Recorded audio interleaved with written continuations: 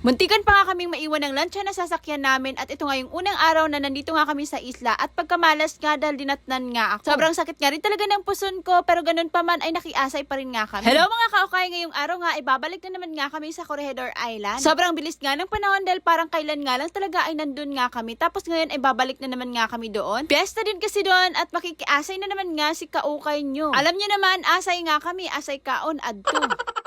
Kaya syempre, hindi nga kami magpapahuli ni Food Panda Rider. Sumakay na nga rin pala kami ng multicab papuntang pier nang maisipan ko ngang iprank yung aking best friend. Sa lugar kasi nila kami pupunta at paniguradong magagalit nga siya kapag hindi nga kami sumama. Last hour ko na nga rin talagang sinabi sa kanya para talagang siya'y magtampo kapag hindi kami sumama.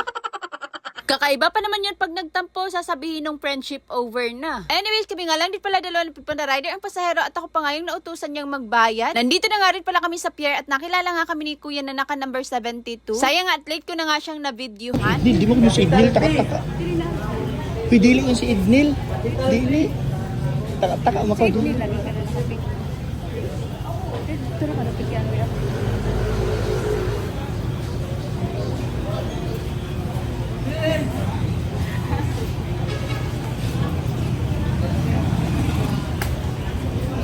Kaloy, madam. Nagbayad na nga rin pala kami kaagad ng pamasahe dito. Isinabay ko na nga rin yung bayad namin kay Idnil para hindi na kami mahirapan pa sa kalisod. Shoutout na nga rin pala dito kina Sir na nakilala kami. Maraming salamat sa inyo, Sir. Pagkatapos ngayon, nagbayad na rin kami kaagad ng terminal ticket dito na nagkakahalagang 30 pesos. Bago nga makapasok sa loob ay chinek na muna ni Sir Guard itong aming ticket. Nakilala nga rin talaga nila kami and shoutout po sa inyo, maraming salamat. Pagdating nga dito sa area na to ay kailangan ngang ibilin yung cellphone at mga bag. Syempre para ma-check nga sa ilalim. Nakalimutan ko nga rin talagang ilagay sa bag yung aking cellphone. Buti na nga lang talaga tinawag nga ako, napakapasaway ko talaga.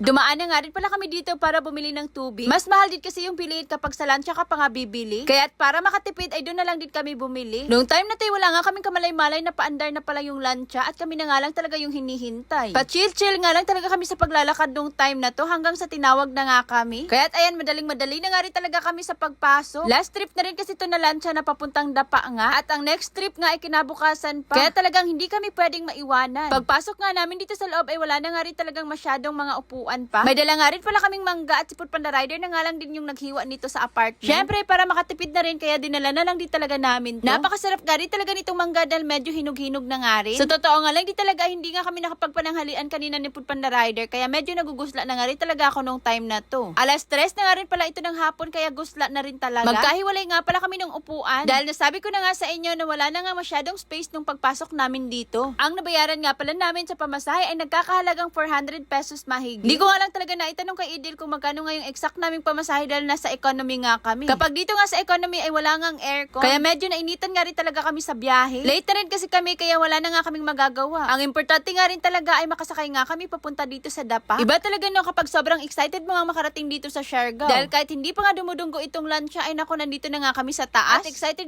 na nga tumungtong dito sa Dapa. Kinagandahan nga lang din talaga na nandito nga kami sa taas ay madali nga lang din kaming makakalabas. Finally nga at nandito na naman nga kami sa Dapa ngayon. Sobrang na-miss ko nga rin talaga tong Siargao. Pero this time nga na pagpunta namin dito ay sa Corregidor Island lang kami mag-i-stay. Piyesta rin kasi doon at magnininang nga ako kinabukasan nito. Kaya ngayong araw na lang din kami bumiyahe para kinabukasan nga ay hindi na kami mapagod pa sa biyahe. Kapag nandito ka nga sa pier ay marami nga mag-offer sa iyo ng mga pinaparentahan nilang mga motor. Shoutout na nga rin pala sa mga nakakilala sa amin dito. Meron nga kaming nakitang street foods dito kaya dumaan na lang din kami para bumili. Hindi ko nga rin talaga inaasahan na first time ko nga mamimit dito si Miss Chris Bagaw. Siya kasi yung magmi-makeup sana sa akin nung una nga. Sakto nga lang di talaga na nagkita nga kami ngayon dahil nagkausap nga rin kami. Hindi na nga rin pala kami nagtagal dito dahil hapon na nga at naghihintay na nga yung sundo namin. Kaya naman nagpaalam na rin kami kaagad dito kay Miss Chris Bagaw. Habang kumakain ngayon, naglakad na rin kami papunta dito sa duungan ng mga pump boat. Pagkarating nga namin dito ay naghihintay na pala yung papa ni Idnil. Kaya't kaagad na nga rin kaming sumakay. Sobrang linaw nga lang di talaga ng tubig ngayon. Hindi nga katulad nung unang January at saka February na pagpunta namin dito dahil sobrang bayod talaga. Ngayon nga, tingnan nyo naman mukha ngang pinlansya dahil sobrang linaw. Palubog na nga rin talaga yung araw nung time na to. Mabuti na nga lang di talaga at tamang-tama nga lang din yung oras na pagbiyahe nga namin. Mas maganda rin kasi bumiyahe sa dagat lalo na kapag maaraw pa nga. Dahil mas maa-appreciate mo nga rin talaga. Eto nga pala yung tinatawag nilang Kabawa Island. Nakapunta na nga rin pala kami dyan at nagdisco nga lang. Dahil nga nung time na yun na pagpunta namin ay piyesta. Malayo pa nga lang di talaga ay tanaw na nga namin itong Corregidor Island. Nakoy, sobrang na-miss ko talaga tong island na to. Eto nga talaga yung island na kailan may hindi ko pagsasawaan. yan. Dito nga pala banda ang Empire Resort, na kung saan maraming ang mga artista ang pumupunta dyan. Lilibot nga lang din pala kami dahil doon nga kami pupunta sa may duungan ng pampbot nila Idnil. Dahil hapon na nga rin talaga kaya hindi na masyadong marami yung taong nandito. Pero madalas kapag hapon nga ay maganda din talagang tumambay dito sa area na to. Dahil yung sunset nga ay nakaharap dito sa area na to. O diba nagawa ko pang ma-zoom yun.